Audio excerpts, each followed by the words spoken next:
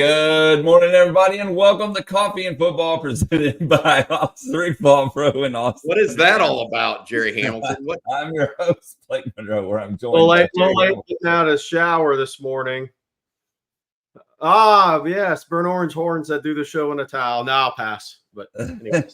All right. So anyway, I'm Blake Monroe, where I'm joined by the towelless Jerry Hamilton now and Bobby Burton. Tell us where you're checking in from, what you're drinking. The chat's already lively this morning. Very, very lively, guys. Questions already rolling in. We'll get to those here in a minute. But first, the SEC, of course, comes out with their injury reports, availability reports, whatever you want to call it. There's obviously not going to be one for Texas this week, but let's talk about that, specifically Quinn Ewers, where this team is at, where things stand. Quinn returned to practice yesterday and Monday as well, and was full go, is what I'm being told from behind the scenes. Several people have reported it, and the reality of it is this is what we thought was going to happen, and I fully believe Quinn Ewers will go. I put it at around between 95 and 99% on Sunday when I was talking about it. I think that's definitely the plan. Arch Manning has done his time, is a good way to put it. And now it's Quinn Ewers' team again as we head into the Red River Shootout and the nuts and bolts of SEC play right now. Texas only 1-0 in conference, so we got a lot of big-time conference games coming up. Still 7 more games left in this season. I got to say this, Quinn being relatively healthy enough to practice full go is really good news. I felt like he could have gone, like I said, on Saturday against Mississippi State. They decided not to do that, to let him heal some more and give him 3 full weeks off. Hopefully that pays dividends when the Longhorns head to Dallas. I'm excited about this because I think Texas needs Quinn Ewers to reach its highest heights this year. 3-year starting quarterback. Moves the team extremely well. Jerry, I think this is good news for Texas. I really do. Yeah, I think expected good news. And the great news out of all of it is now Arch has a lot of starting experience. A lot meaning there's been 5 games played this year, and he started 2 of them in case Quinn gets re-injured later this season. So I think that blessing in disguise part of it, which sucks for Quinn in the Heisman race currently, because I think he would have put up gaudy numbers against UTSA, ULM, and Mississippi State. Obviously, I think that would have been 3 straight 300-yard passing games probably. I mean, he had 185 and a quarter in a drive against UTSA. But I think for the Texas team, it continues to build the depth. It continues to build the confidence. Because the one thing that happens on a football team is if your starting quarterback gets injured and you bring the backup on, there's still guys saying, how's this guy going to do? What's going to happen here? Are we in trouble here? I think one of the things I took from Saturday's game against Mississippi State was that the older Texas players, and they know Arch is a very talented player, but they now have confidence that he can take the ball and Texas can win games. And that's key. I mean, I know it's easy to say, oh, that was obvious, but if you're in a team setting, it's never obvious until it actually happens. People want to see it. So in Texas, I think the running backs are going to be the healthiest they've been since the start of the Michigan game. And I think that's key as well for Oklahoma and Georgia games. So I like where this team's at. It's the more I've thought about Mississippi State game was ugly in some ways, even though it was a 35-13 win, but ugly before your 2 biggest games on the schedule until the end, until the last one now with Michigan in the rearview mirror. That's kind of a blessing in disguise as well. Yeah, I got a question, you guys. Why is Quinn Ewers completely moved off and out of the Heisman race? I mean, I look at the Heisman race right now, and they show 10 guys, and Quinn Ewers isn't even on it. Yeah. Is it because he didn't put up gaudy numbers? I mean, I don't know the answer. I think part of yeah. I think part of it. What they saw, yeah. And they forget that very next game he was 14 of 16 for 185 in the first quarter, basically. Yeah. I mean, I don't know what to say. I think that he needs to have a big game against Oklahoma, maybe to put him back in that Heisman race. Maybe that in Georgia. We talk about it beginning, big game, mid-range, big game, ending big game. That's what puts you in the Heisman race. Look, 7th now. When he exited the UTSA game, he was the odds-on favorite. Yeah, I think it's twofold. I think one, look, he has missed 2 starts. And the reality, the other guys have had big. Jalen Milroe, big game. Travis Hunter, big game. I mean, Cam Ward should not be that high. Ashton Jainty, big games every week he plays. He'll have another one against Utah State Saturday, I'm sure. So the other people have had big games at the top of it. And then there's the other piece of it. Well, Arch Manning was 26 of 31 for 310 against Mississippi State. Yeah. So anybody can go in the Sark system and put up. I mean, that's kind of – but it all goes away, to your point, if Quinn has really good games against Oklahoma and Georgia, he will vault right back into that top 4 or 5. And then it's from there, it's on the rest of the season. I mean, Jalen Milroe will have a big game against Vanderbilt as long as he plays in that game. I think the key with Travis Hunter is remaining healthy all year. But Cam Ward, I don't know. If he has another 3 turnover game and it's in a loss, he's done, in my opinion, because he's expected to have great games every week against their schedule. And last week he put up passing yards, but he did not have a great game. Jainty just isn't going to play the competition to win it, but he is one hell of a football player. So if Quinn has big games against Oklahoma and Georgia and Texas wins, he'll vault right back up there. I hope so. And I hope he has a big game against the Sooners. That's the key here. One, Texas has to remain. I know Georgia's looking. I mean, a lot of Texas fans excited about this season. This is the time in the SEC where Texas needs to truly live up to that credo 1-0. Every game has to be the Super Bowl. Every single game, because this is a gauntlet. This is what we talked about that is different somewhat than the Big 12, is that the SEC is more of a gauntlet. More teams can hurt you. More teams can stick with you. That's what needs to happen. Quinn has to bring it, and we'll see him. I think this bodes really well for Texas. The fact that he's back and healthy and fully practicing. I'm told there's nothing wrong right now. He feels good.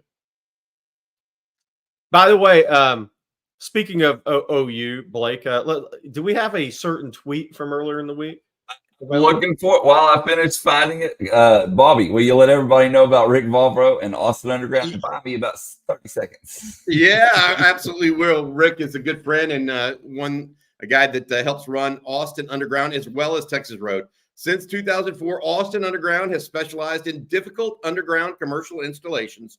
The team's engineering background gives Austin Underground the ability to perform work other firms often consider too risky. Rick and his team, like Tony, they offer an end-to-end client experience, including seamless communication, budgeting, staffing, and top-notch trade partners. And most importantly, they produce solid quality work each and every time. That's Austin Underground, as well as their sister company, Texas Road, excuse me. Thank you, Bobby. Appreciate that. And yes, Terry, I do have it right here for you. Yeah, this fired up the chat earlier in the week on all our shows. And I just wanted to bring this up, not to rehash and give them a 126,000th view, but I just wanted to say this based on what I was told yesterday evening. If any fans were questioning if a certain player saw this tweet, he's seen this tweet. He knows. That's all I got to say. Oh boy. Zero. Stirring it up, baby. Stirring it up. Zero has seen the tweet. And I didn't do it. I promise. I was just told. Oh, man. Not my deal. I think it's all awesome. Good stuff for sure. One thing I wanted to bring up here, if I can find it, is Brendan. He says it's his 24th birthday today. That has to mean we're beating the Sooners by 24. I'll take it. Hook 'em. Happy birthday. I'll take it too, baby. I'll give you a point for every year of your life And I'll if the Longhorns beat the Sooners by 24 in Dallas, I may skip home. That's just me. Oh, and then a couple of super chats real quick, guys. John Center says, good morning on Texas football. It's 8:15. Well, now it's 8:24, and OU still sucks. Thank you, John. Appreciate it. Doesn't matter what time of day it is, John. They always do. And then, Jerry, this one for you. No, boy. Gird your loins, or whatever it is you say. Sugar Daddy wants to know how much to do the show in a towel, Jerry. A Maserati and a corn dog with mayo. Oh, gosh. And then one other one, guys. This one from Maddie M. Thank you, Maddie. They say, good morning, guys. Thanks for all your hard work. Love having former Horns players, Rod B, B-Rob, Tony the Tycoon, and Stevie Lee as regulars. They bring pride and passion for the greatest university in the world. It pumps me up. OU sucks. It pumps us up, too. We enjoy having those guys on and appreciate them being a part of it. They each bring their own thing, you know. That's one of the things I love. They, you know, we've had a lot. We've had more than Will Matthews comes on every so often, right, Jerry? I mean, other guys have come on. Sean Rogers has come. I mean, just any number. Brett Robin. I mean, and the one thing that strikes me, Peter Jenkins was on earlier this week. They are all almost to man. They're very prideful of their situation that the University of Texas helped them go forward in their life. Almost, I mean, every single one of them is like, hey, this really helped me and helped me make me who I am. And I think because of that, they carry that pride with them further. I mean, I'm not saying the University of Texas is perfect here. Don't get me wrong. No organization ever is. But it seems like there's an inordinate amount of Longhorns willing to talk about the Longhorns in that way. And I think that people should take pride in that because it means that the university itself and the organization itself is doing a lot of right. And those guys are really good guys, and we appreciate them. And thank y'all for applauding them too, because they like it when they hear their names called and enjoy being a part of it too. And then one other super chat, guys, from Travis. Thank you, Travis. So good to watch with y'all live again. Gonna go the Bears on this one. Texas 76, the Okie Dokies, -3 with a Whiskey Tango Foxtrot next to it. Love you guys. Can't wait to see you at the Kentucky game. Thank you, Travis.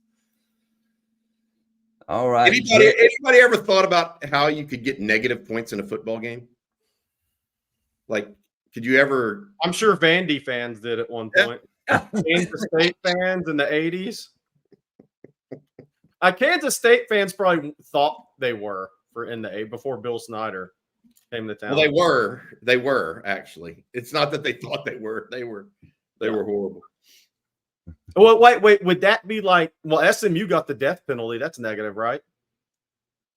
That's negative points every week. It's 6 feet under. Yeah. Yes. -6.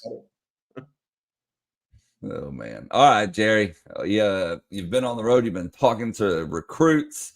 What's the latest? Well, I wanted to bring up the picture of Nick Townsend yesterday. So I was at Duquesne practice, and I'm not sure. And I was thinking about this driving back in glorious, beautiful Houston traffic through downtown to the south side of town, which is just epically awesome.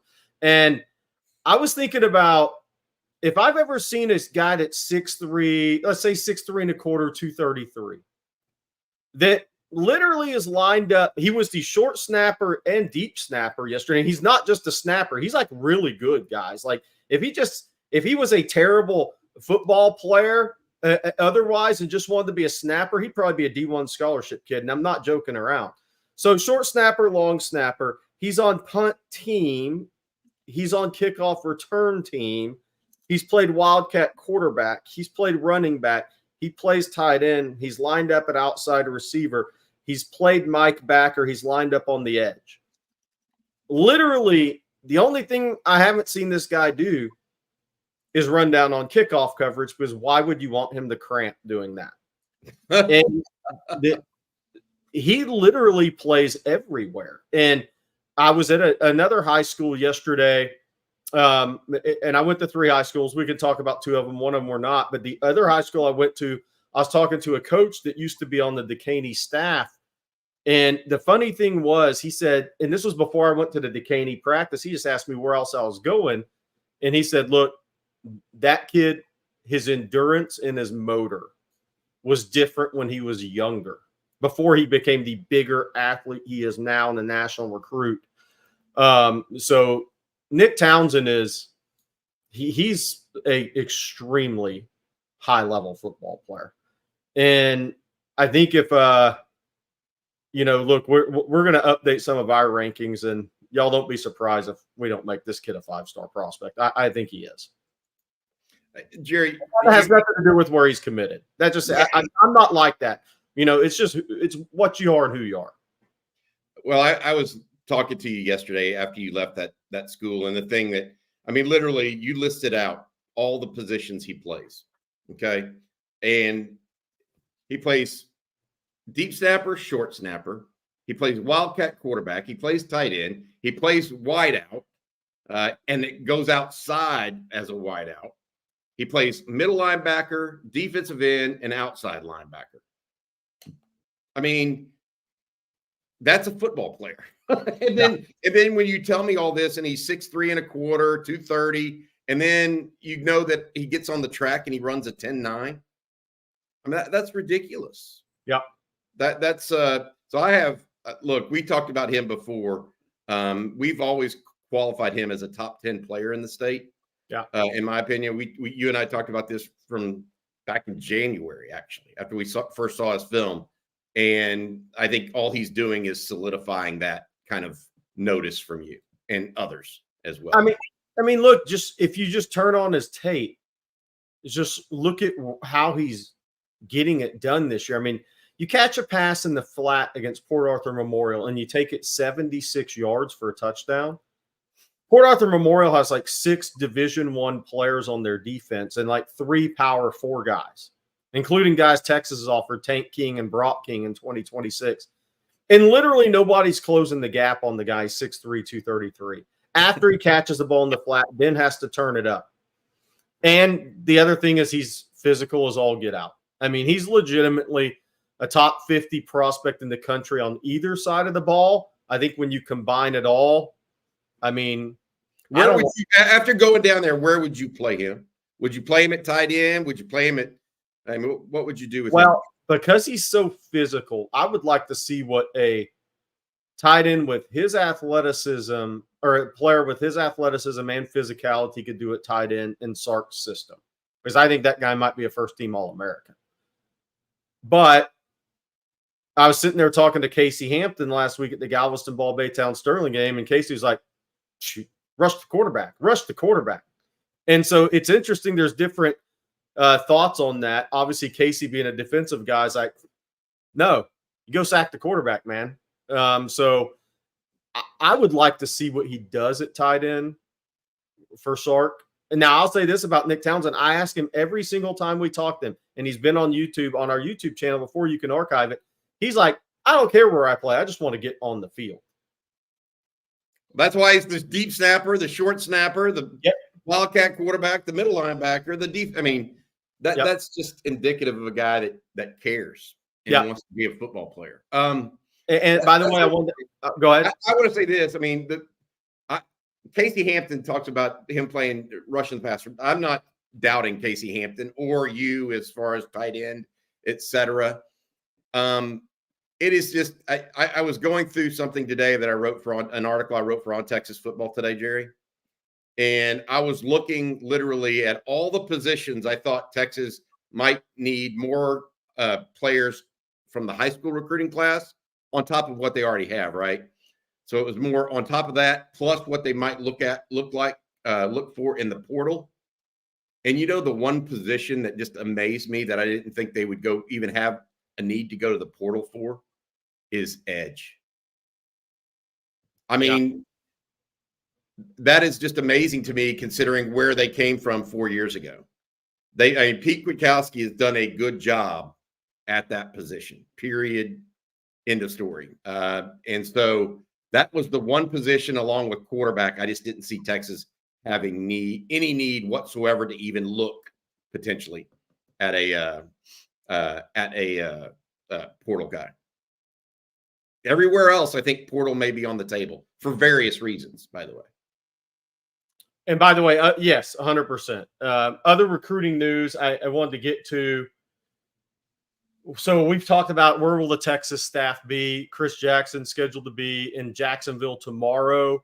I just posted a story on ontexasfootball.com. Who's trying to flip who?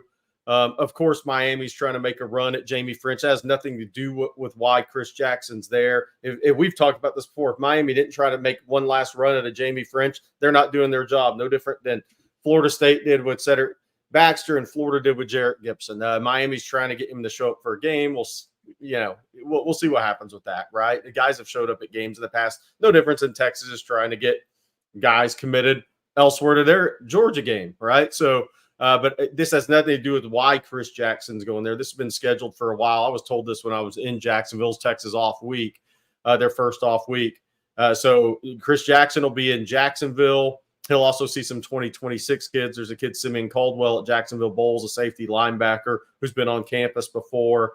Kyle Flood, I believe, is going to see Nick Brooks in Georgia, at least that stop. Kenny Baker will be, I believe, at Grayson and seeing Kevin Wynn. Walter Mathis, I'm not sure. Those kids don't go back to school until next week after the hurricane. Some kids are still without power, damage to houses and such like that. So we'll see on that one. If he actually makes his way down there, because that's a long trip to make if you're not, if you can't really get done what you need to get done. There's no real practice and things such as that right now. They've kind of adjusted the high school season in that part of the state.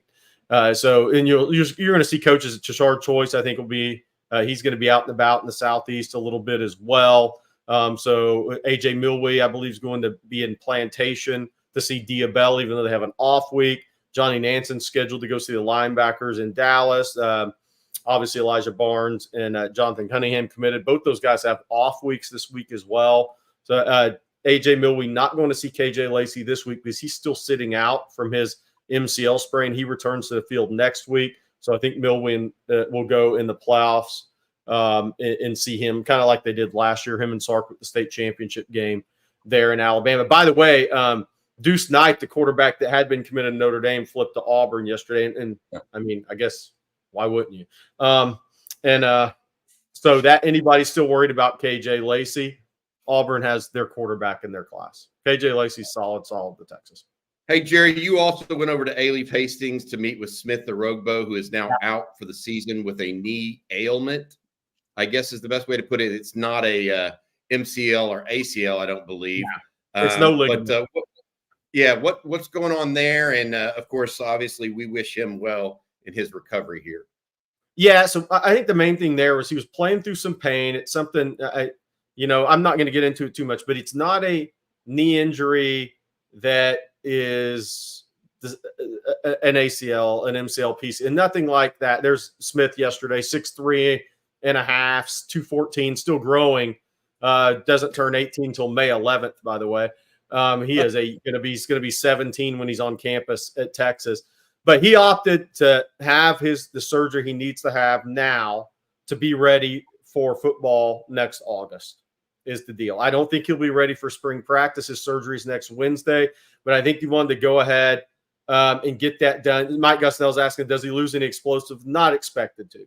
The head coach over at Hastings actually played in the NFL for a while, was a really good player, and they expect him to be A-okay. It's just something he needed to get taken care of now versus then that pain continues with him and he does something at Texas and it gets worse and then he has to have surgery and he's out a full year. So get it taken care of now, get back for August is kind of the plan. And he was having a hell of a year, by the way. Love those long arms he has and the passion he plays with. Yeah, no doubt. And by the way, my last thing on recruiting is Sark is going to be zipping around Houston in a helicopter. That's the best way to do it based on my experience yesterday and other days. And he's going to be zipping around Houston Friday in a helicopter. He's going to start in Galveston on the island, see Jonah Williams, zip by Hitchcock to see Kelshawn Johnson, check in on Malcolm Simpson, make a couple other stops around and about. And we'll also going to go by Hastings, see Smith Orogbo, him and Jeff Banks. So he'll start with Blake Gideon in Blake Giddings' recruiting area. Then he'll switch up to Jeff Banks and Jeff Banks' recruiting area. Then they'll end up at Decaney, at least probably some of that Decaney Westfield game. I suspect they'll make a couple of games on Friday going by helicopter. First half of one game, second half of another. Yeah. Because the crazy thing, Bobby, is with the signing day December 4th through 6th this year, we need to talk about this, how this changes recruiting. There is not as much time. You have 2 off weeks, but you're in a season, and you have games all the way to the end of November. It's not like Sark can really, truly be out on the road during game weeks, seeing these kids. You get one time with these guys before December 4th signing period. And Texas has 2 off weeks, and so this week seems like he's going to bump around Houston. The next off week, maybe he bumps around Dallas and then a little out of state. But there's going to be it's a different schedule for these head coaches in recruiting now. There's less time to go see these kids before signing day. Yeah, and the big piece to your point, Jerry, is moving it from February signing day to December totally eliminates anybody that is – it doesn't totally. I mean, Texas has 2 off weeks, but Texas, if they're in the SEC championship game, there's no chance they get out before then. They don't get the extra week that some others might. So I get it. Is he also going by? I didn't hear you say Decaney. Is he going by to see Nick Townsend? Well, I think they're scheduled to be at part of the game, the Decaney game. Okay, got it. And I think they'll probably hit 2 games. It's easy when you got a helicopter, right? Yes, you would think. Although that takes. I've seen those helicopters come in at games, and it literally like everybody stops watching the game and starts watching the helicopter. Let's hope the players don't. Yeah, exactly. Like the little kid in right field pointing up at the sky. Yeah, it's so true though. All the cameras go towards the helicopter landing. Not the, it's like everybody, all the fans are watching the helicopter and not the game on the field. It's like almost gets quiet in there in a stadium. Hey, Blake. By the way, we had somebody in the chat saying score 7, beat Oklahoma by 77. Yeah, he's Jerry King. I am 77. I mean, this has happened before. I had to bring it up. Oh. But it didn't happen to OU. It happened to A&M. Hey, look at where you're at in the third quarter of that game. Ooh. My forever, I remember where I watched that game. Actually, I got to say this. The thing that is forever etched in my memory, they were down 77-0, and Oklahoma was driving yet again, had not thrown the football in 20 plays or whatever it was. And they ran one up the middle, and Johnny Jolly or Terry Jolly, I can't remember his first name. Johnny Jolly, yes. He gets up and he stops the guy for a 1-yard loss. Stops the running back up the middle for like the 4th string running back at OU for a 1-yard loss, and he celebrates like he just won. I was just like, you're down 77-0. I mean, OU didn't even attempt a field goal on purpose on that drive. Oh, they were taking knees at the end of the third quarter. Yeah, that became the Johnny Jolly dance. That started. Which went on to play in the NFL. That just was his worst. Oh, good player. Good player. Just he wasn't reading the room. I guess is the best way to put it. Imagine taking a knee in a game like that in the third quarter. Woof. Yeah. Man. All right, y'all. We got some more things to read here, some super chats, and I want to start with this one from XJbo. Thank you, X. And he says, been watching Longhorn football since I was basically born in 03. Love listening to you guys. Jerry for president. No. You don't want that role? Yeah. Come on, Jerry. It's an easy job. I don't want any part of the transit authority either.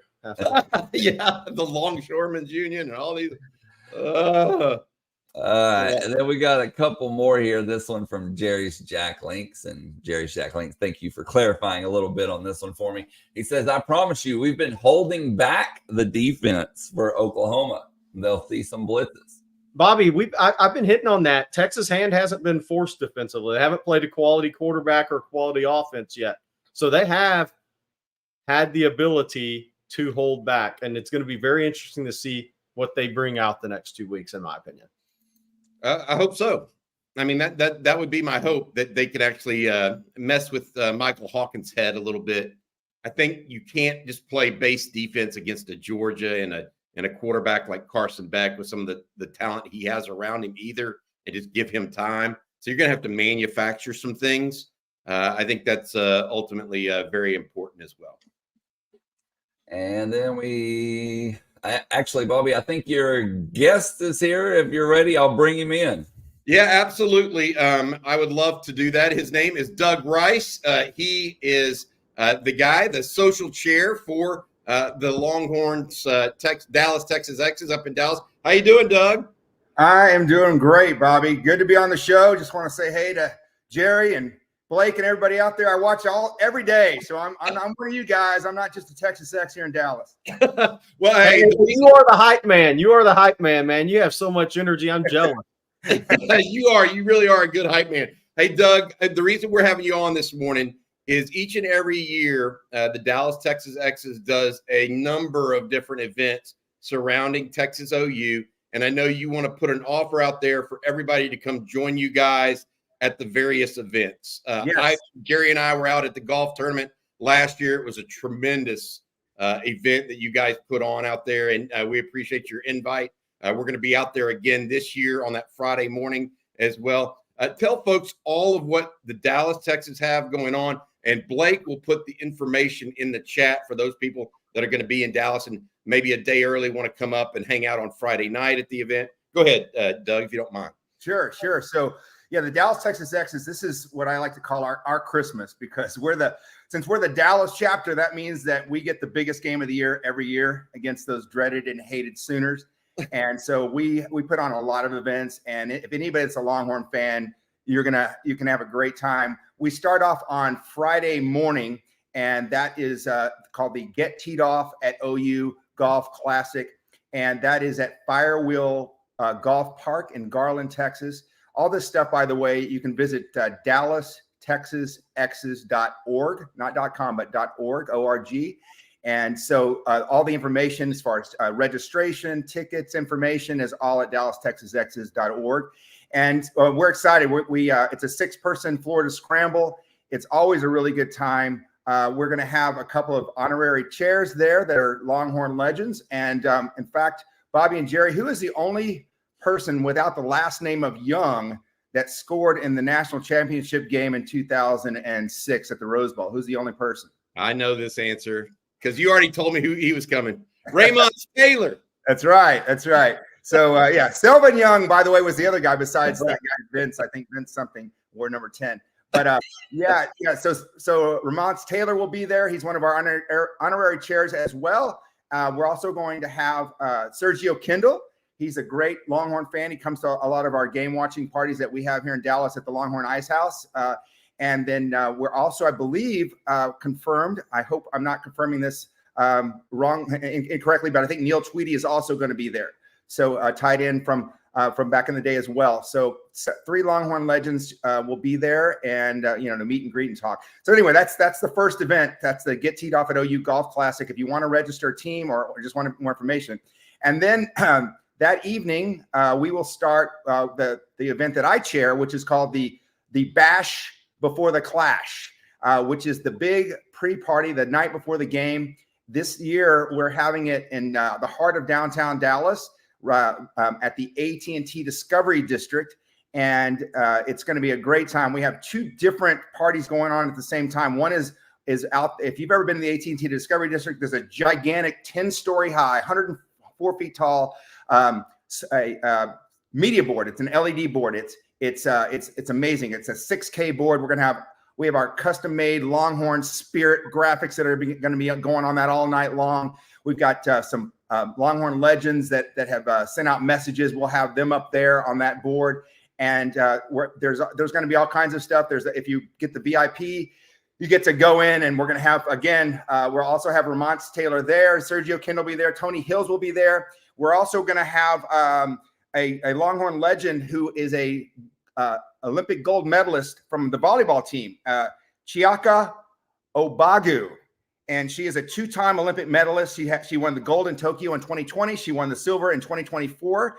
And she's also has the most blocks and most assists in UT volleyball history. And I don't know if you guys know this, but the Longhorns have a pretty darn good volleyball program. Pretty good. They got a chance.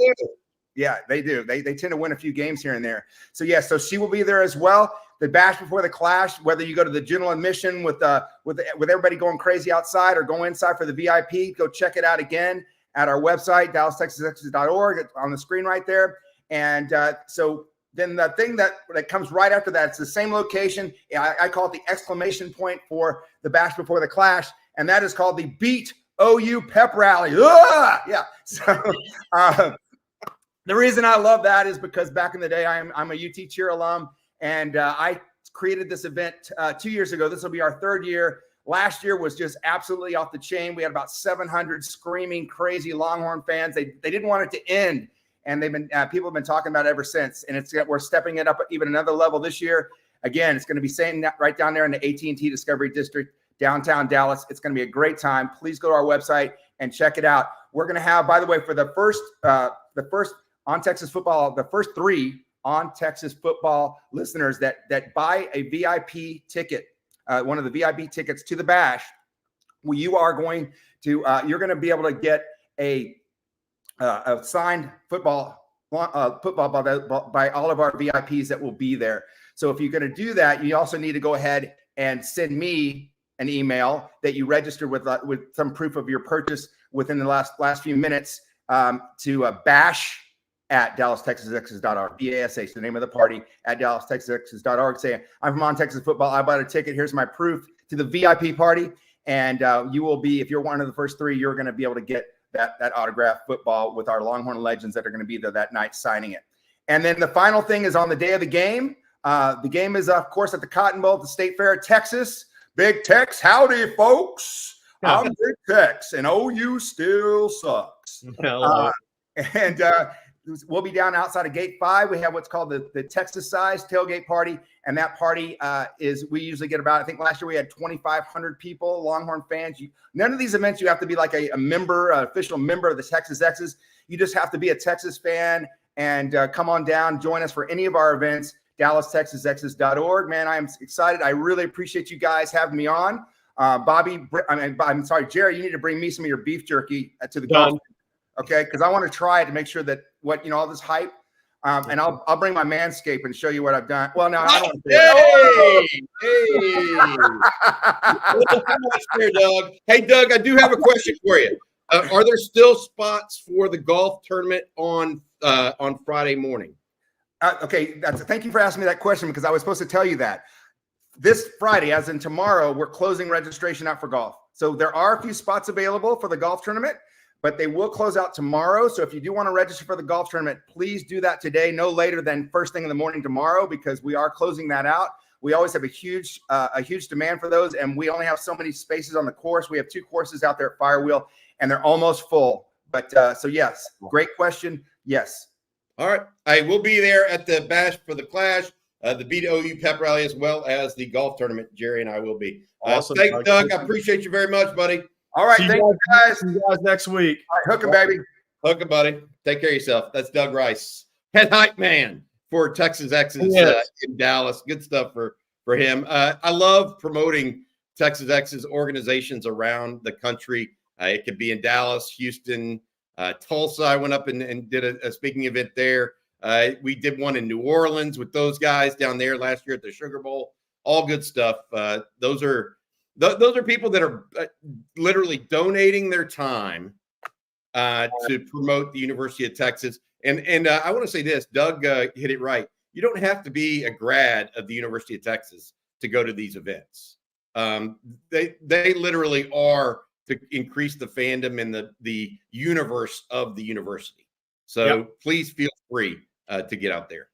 By the way, if you're wondering if that was just a this morning thing, that's an every morning thing I've ever been around Doug. Last year at the golf tournament, the guy wakes up with amazing energy every day, and I am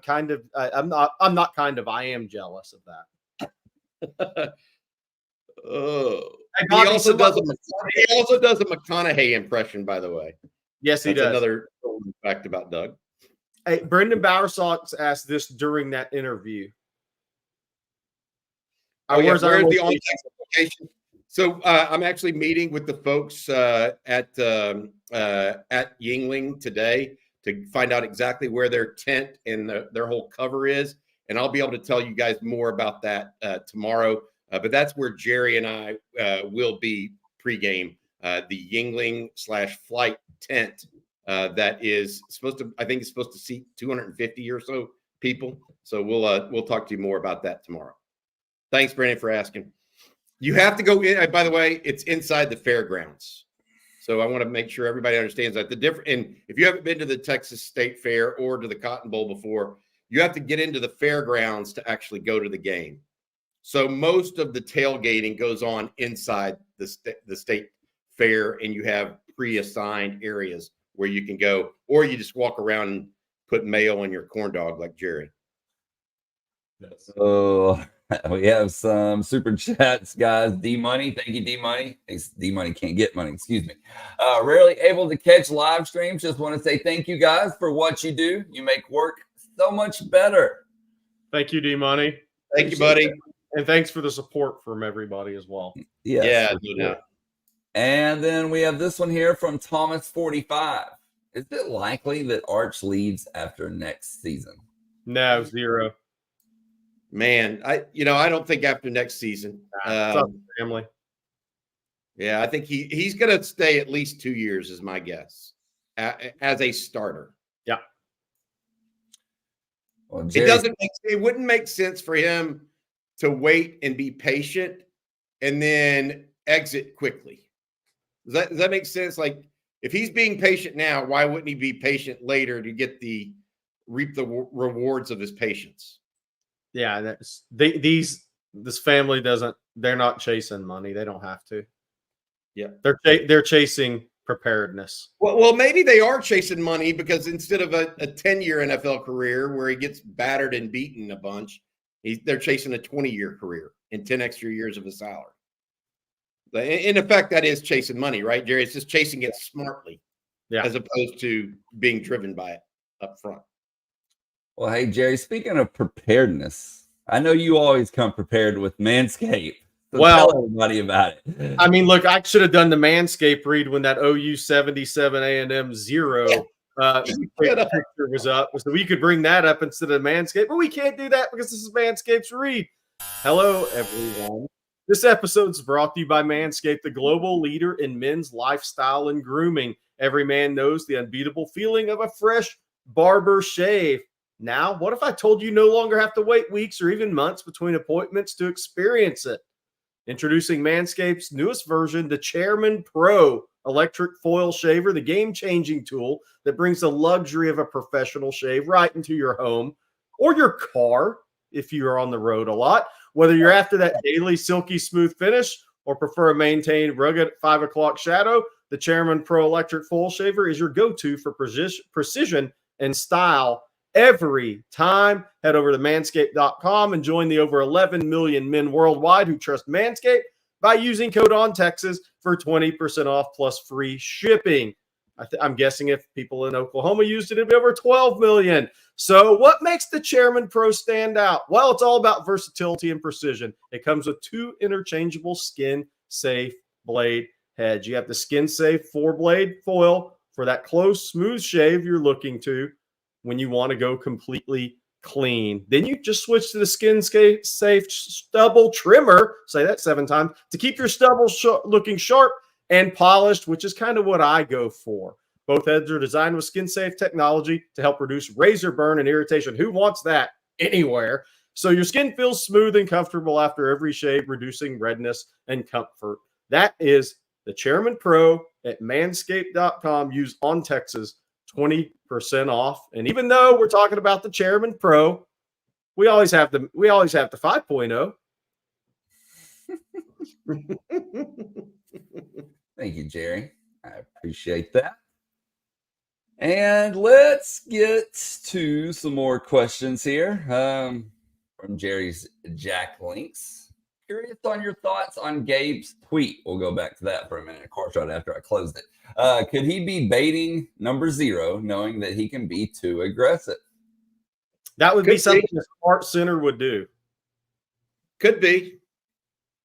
But I don't think – I mean, look, I think Gabe Eichert marches to his own beat, not to the beat of the OU coaching staff. Look, if Pete Kwiatkowski and Johnny Nansen don't have it drilled in Anthony Hill's and David Benda's head right now not to be over aggressive against a running quarterback, I don't know what to tell you. Okay, you have to be smart when you're playing a quarterback like Michael Hawkins that can really get out and go. You just have to be.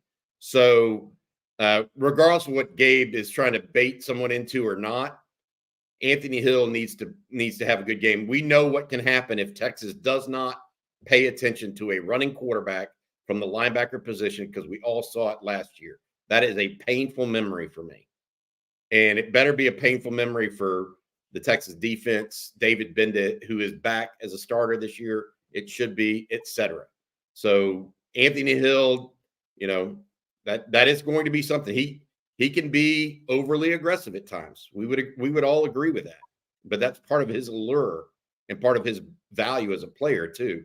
So, I mean, there's going to be a way, and I hope Anthony Hill is dialed in for this game, because if he is, he will be. Yeah, if he and Colin Simmons are dialed in for this game, they will help corral Michael Hawkins. They have the athleticism to do it. Same with Ethan Burke, by the way.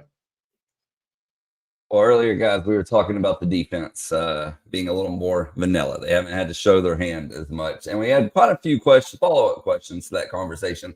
So I want to revisit that. Max wants to know, can you blitz that much with a dual threat like Hawkins? You can, but you better not run past the quarterback and make it 11 on 10. Like, I worry, like Colin Simmons is a guy that gets past the quarterback and then comes back into play. You do that against a Michael Hawkins, you can get burned.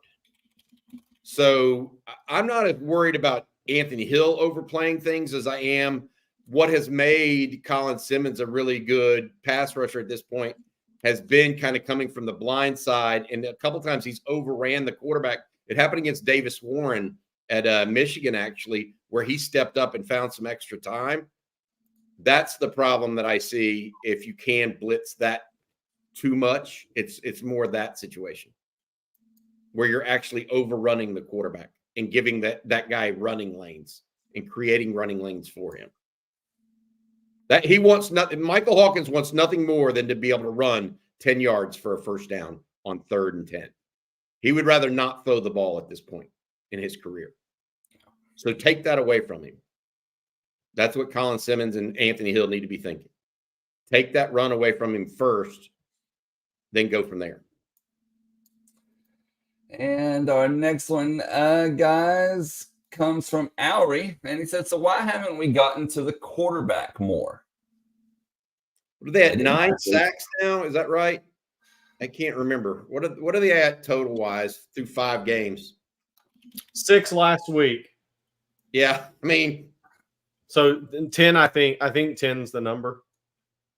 Yeah, so they're averaging 2 a game. I think a lot of it was Colorado State. We know for a fact they threw everything short and didn't want anybody to get to their quarterback because they didn't want to lose their whole season by getting beat up by Texas. Michigan didn't really drop back all that much. UTSA, I think Texas got to them. What does Texas have? 13 sacks. 13. They're now 13 through 5 games. Yep. That's not a horrible number. I mean, that's not a horrible number. It's around that averages to about 30 a year. Which is what they were last year. Needs to be higher. The interesting thing is they haven't really faced a team that is going to drop back and throw the football on them down the field. And other than Georgia, who is that team on their schedule? I might have overshot that a little bit before the season. Because you weren't thinking about who their opponents would be?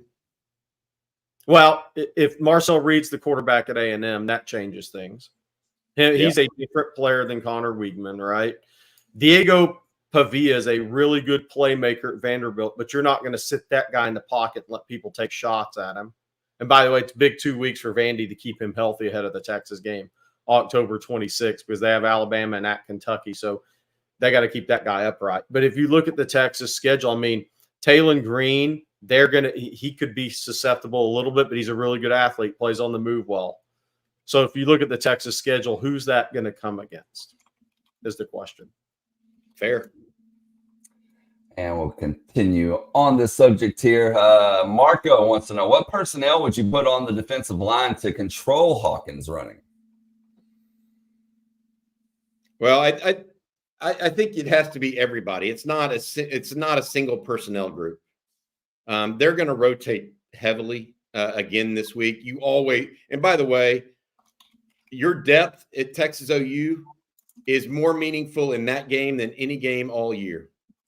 Okay, because I'm telling you, they'll hit harder, they'll give more effort, and it's just a different game. Emotionally, you're more, as a player or as a coach, you're more torn during that game.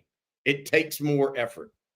And so there is not a single game on the schedule, in my opinion, where depth of your team and quality of depth matters more than Texas OU because of everything that surrounds it. I'm just telling you, it is exhausting.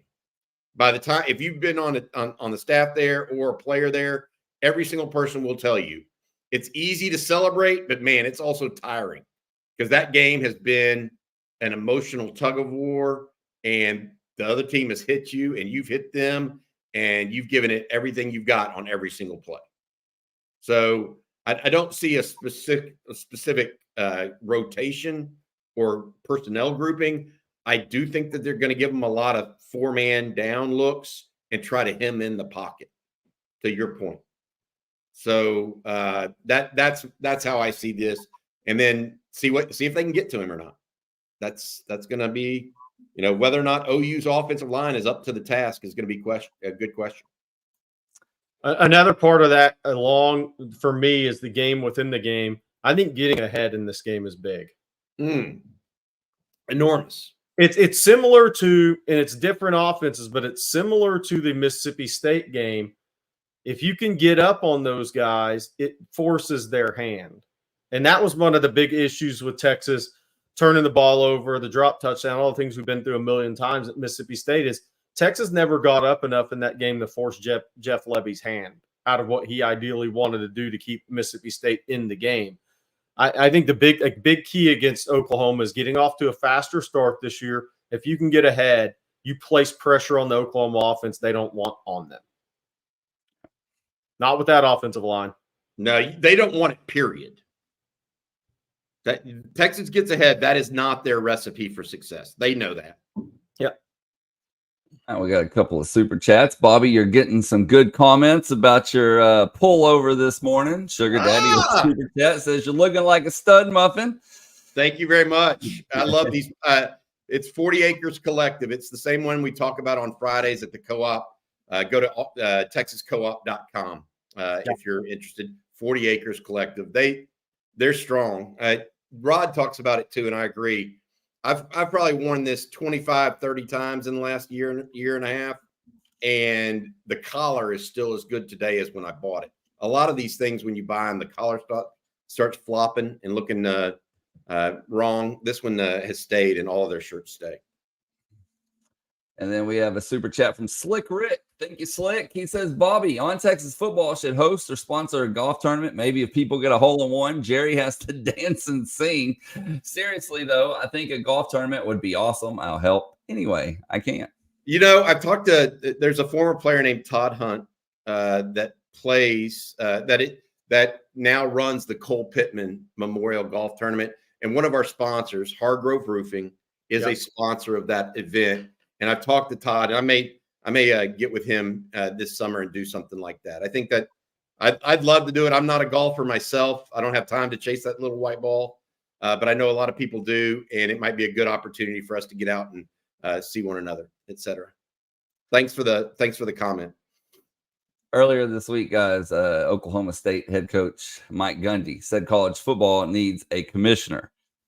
And he actually said Mac Brown or Nick Saban would be perfect for that role. So Johnny Epps wants to know, do y'all have comments on college football leaning towards getting a commissioner? And what are your thoughts on it? I hate to say this, but you're having a bad season when your name's brought up and you're coaching. Yeah, Mac. Yeah. Hey, why not Mac for commissioner? Well, guys, he's coached at North Carolina. I mean, is he? Oh, yeah, he is. Yeah. I don't think Saban wants that job personally. I don't know why you would. I mean, what's he making at ESPN? $8 million a year? I don't even know. But the guy has his house on Jupiter Island. He golfs. He hangs out in Tuscaloosa when he's needed to. He does TV for about 20 weeks a year. I don't know if I'd want that gig if I was him. I'd be pretty content playing golf at Jupiter Hills and the Grove at Jordan's Place and MacArthur Park, which I played at when I lived in Jupiter. Unbelievable. Best greens down there. That's part of the problem, Jerry. That's part of the problem. You got to get somebody that wants to do it for the love of the game, not for the salary. Yeah. And I will say this. The one thing I think Mike Gundy is right about, he mentioned 2 coaches, not 2 administrators. That's right. They have the last thing, and I love Chris Del Conte to death. Okay, I think he's great for the University of Texas, etc. I would not want Chris Del Conte to be commissioner of college football. Doesn't mean he wouldn't do a fantastic job or whatever. You want an actual coach in that category, in my opinion, to leading this, to see, because they know really, truly what's happening on the ground, right? At the same time, I think that another thing that Mike Gundy is right about, he picked 2 coaches who have been on a national level in major conferences, right? Nick Saban, you don't want somebody from, I don't know, Air Force being the commissioner of college football. You want a former coach, and he needs to be from a big-time program with big-time experience and advocate for that big-time experience. The idea that we got, and Greg Sankey said it in an interview, I believe it was yesterday, and I can't remember with Urban Meyer. Greg Sankey, the commissioner of the SEC, said in the interview that, look, the SEC and Big Ten are having a meeting in Nashville next week, kind of to discuss a variety of things, but they need to lead from the front, not the dog needs to wag the tail doesn't need to wag the dog. And so the SEC and Big Ten are intent on making that happen. And the NCAA has given them the opportunity to do that as of right now, if they can do it within the structure of the NCAA. Okay. My point being here, former coach, advocate for major conferences, and then let's talk. But don't send me Charlie Baker, the former governor of the state of Massachusetts, to lead the organization for college football.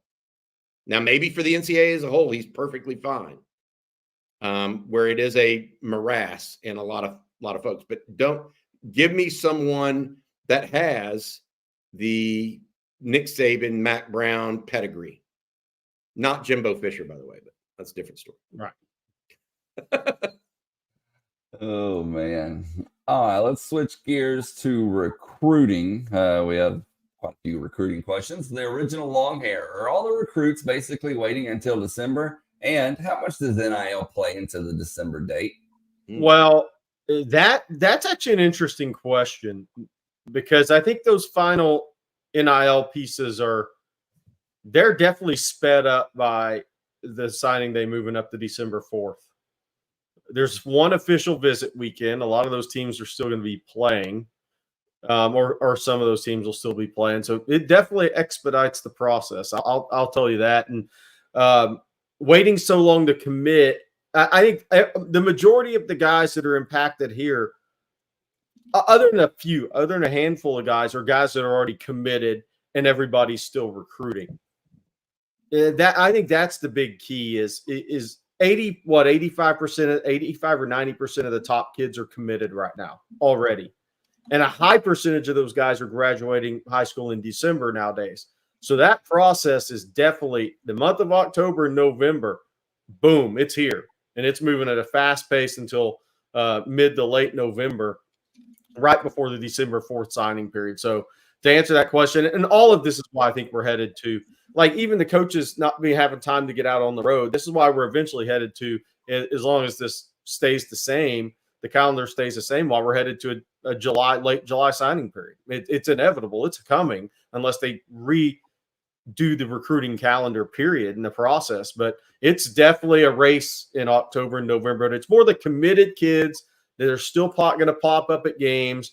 I mean, we talked about this. Like, I have an article on TexasFootball.com this morning about who's trying to flip who, is basically the premise of it. And all these college coaches know there is not a single player that Texas is trying to flip that the college the kids are committed to, that staff doesn't already know and have known.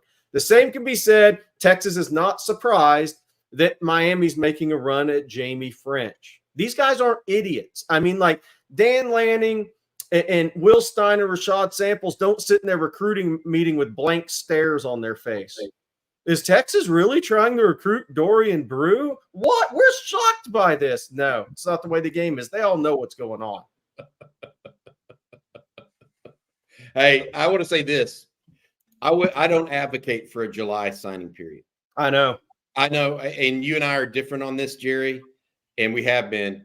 If a late July signing period would have been in the cards, Josiah Sharma and Myron Charles are at different places right now. Yeah.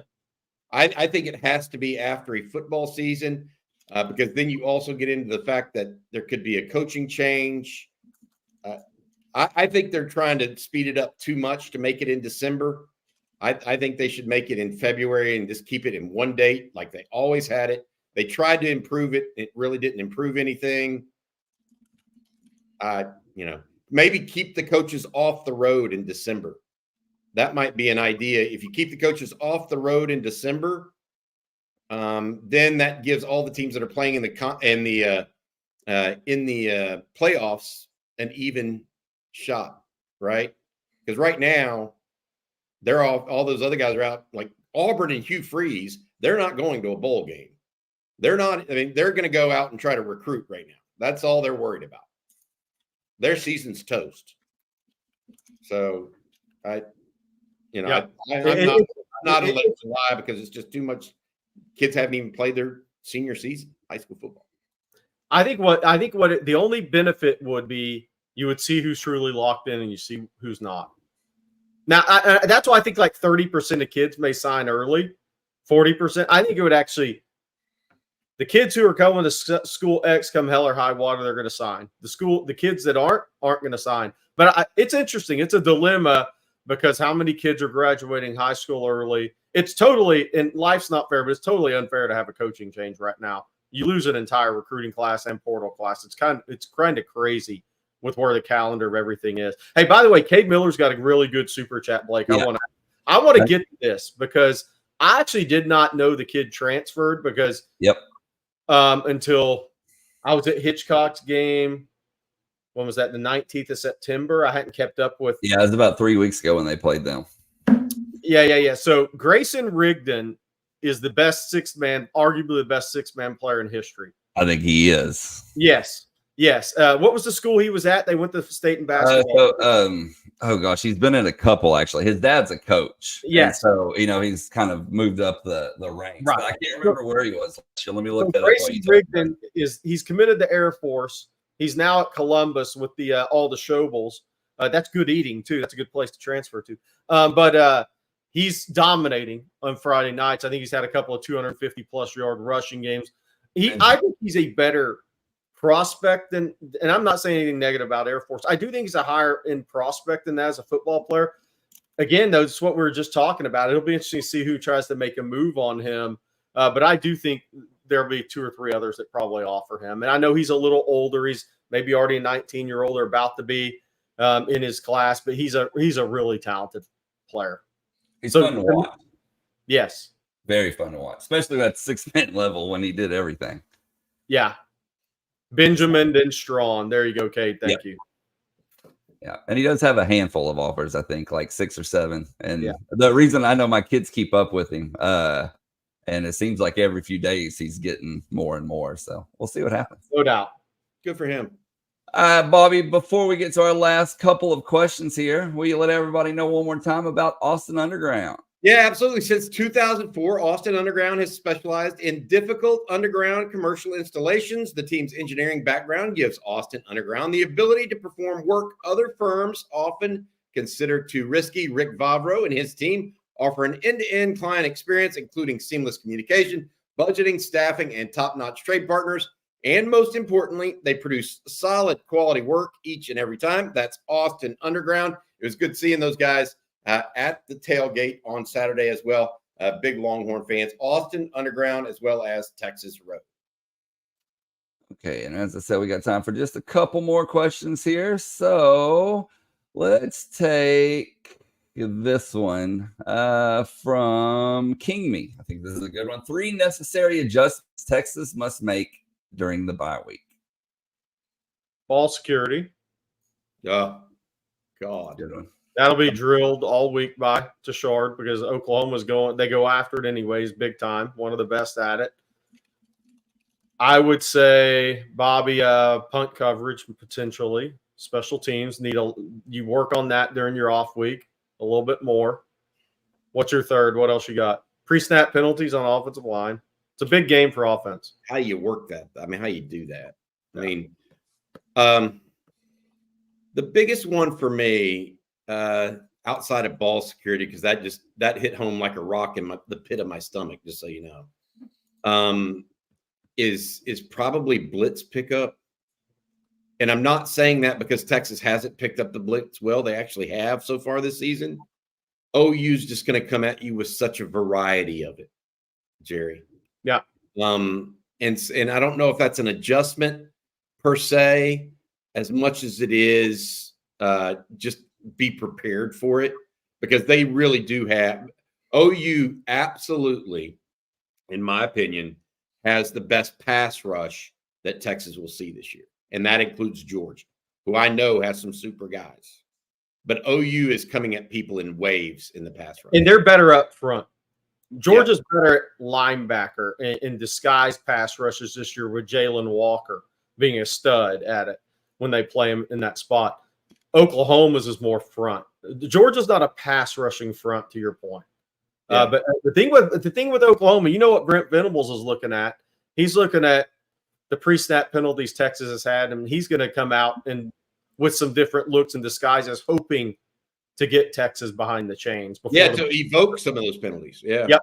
Yep. I mean, that's a big part. That's going to be a big part of the game plan for Oklahoma. Can we get the better offense than we have behind the chains, even pre-snap?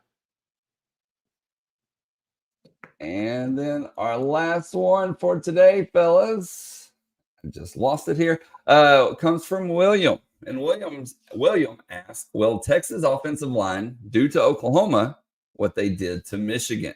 I think that's the whole key to the game. I think it's an offensive line game. I think Alabama, Michigan games, Texas went on the road and played at and we can still question whether that's a hold by Cameron Williams. That was his first start on the road for the other penalties, though. And obviously he still has some issues there, but he's moving up draft boards, by the way. But this is a high-level offensive line game for Texas. If Texas' offensive line plays at a high level against the Oklahoma front seven, Oklahoma's in trouble in this game, period.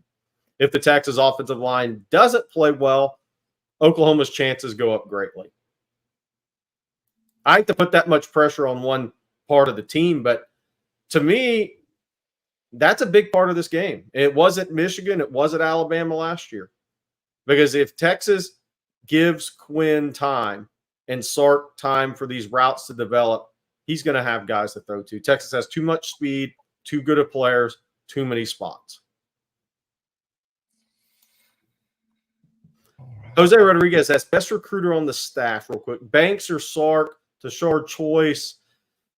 Donnie Manson and what he does, really good in the portal as well. I think Sark's the best recruiter of the group, but he also maybe should be. But I think Jeff Banks is underrated because of what he does in the portal. Does that work, Bobby? Or in Dallas overall? Yeah, in Dallas. Yeah, if you had to take away the head coach, okay, because he's got an unfair advantage, right? He's the guy that swings the club, right? And yeah. He's got the ultimate. So he hits with a little more power than everybody else. He's the cleanup hitter. I think that I would probably either go with Banks or at this point Choice. And I would probably go with Banks because I think, first of all, he's been doing it for so long. He's been successful everywhere he's been. And Texas has done really well in Dallas. And so I would probably go with that's the one guy Sark leans on as much as any. Sark really leans on Jeff Banks. Just matter of fact. By the way, chat, forgive me for doing this, but since baseball is brought up, Blake, you got anything to say today? No, I'm gonna be nice. I'm gonna be nice. Okay. Cricket. I wish I had the cricket sound right now, but I'm gonna be. You're happy that the Astros lost in the playoffs. I'm not. The Rangers didn't make it. I'm gonna be nice. I didn't say anything. I just said I'm gonna. I mean, that's like. I'm glad everyone's as miserable as me now, is what I'm trying to say, Bobby. That would be like, A&M fans being excited Texas didn't make a bowl game, but they went and lost in the Independence Bowl or whatever, or the Weed Eater Bowl. All I said was I'm happy everyone is as miserable as me now. So it was a miserable baseball season. But hey, Texas baseball starts in a few months. So, all right, well, a little bit more. Man, hey, by the way, let's end with this. Volleyball getting it going.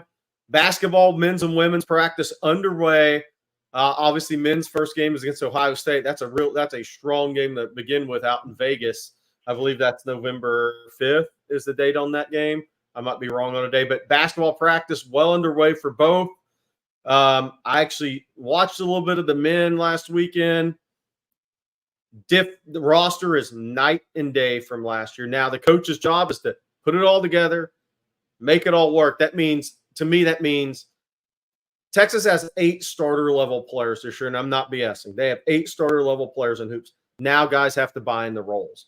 There's 5 guys that scored in double figures at the teams they were at last year, some of the highest-scoring players in the SEC and Pac-12.